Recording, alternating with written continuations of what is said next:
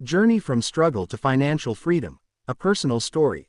38 years ago, my wife and I got married without the benefit of pre-marital counseling. I was a reckless, beer-drinking hillbilly, but I had a talent for sales. As I started to buy and sell real estate, a venture influenced by my parents, who were also in the business, I found my footing. In those early days, flipping houses was a new frontier, long before cable TV taught us the ins and outs of real estate. By the age of 26, I had amassed a fortune, around $4 million in real estate and over $1 million in net worth. My annual income reached about $250,000, or roughly $20,000 a month. In my neighborhood, that was considered wealthy. I indulged in my dream car, a Jaguar, an exotic symbol of success that was a far cry from the life I had known. My wife, Sharon, and I began to travel, starting with a honeymoon in Florida. Soon, we found ourselves in Hawaii, captivated by the beautiful blue waters. Our experiences expanded as we purchased sparkly jewelry, always wanting more. However, let me clarify, while money can enhance your life, it does not guarantee happiness. It magnifies your existing qualities.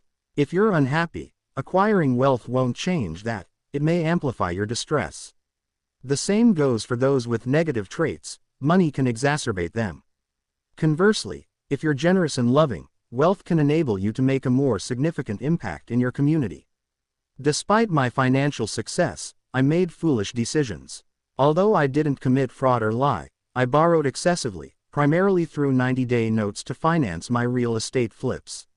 When our main bank was sold to an out-of-state institution, they reviewed my accounts and decided to cut ties, calling in all my loans.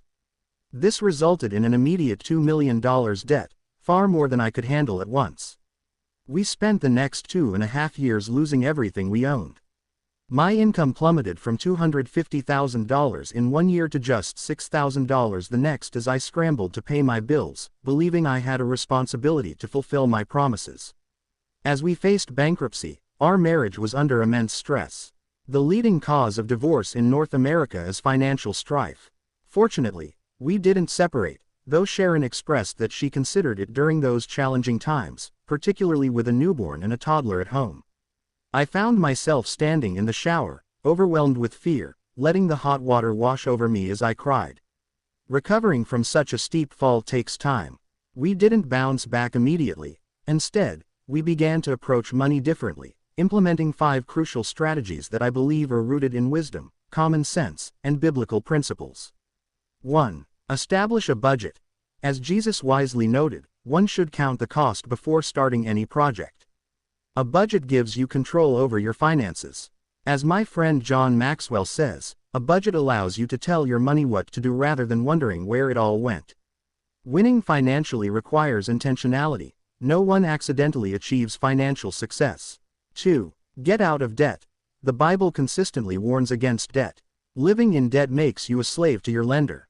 After college, many find themselves saddled with student loans and credit card debt, struggling to maintain a lifestyle that is unsustainable.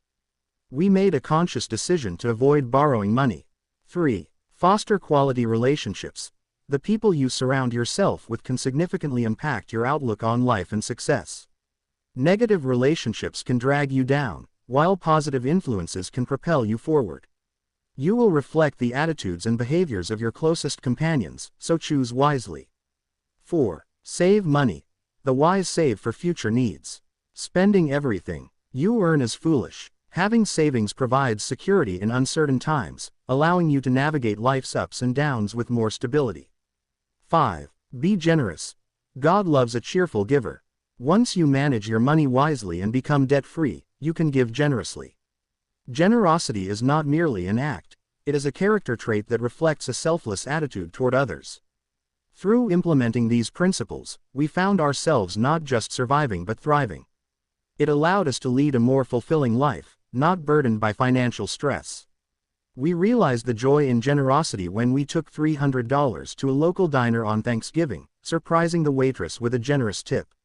The gratitude we saw on her face reminded us of the impact we could have on others' lives. In conclusion, financial freedom is not just about acquiring wealth, It's about making wise decisions, nurturing relationships, saving for the future, and giving back to others.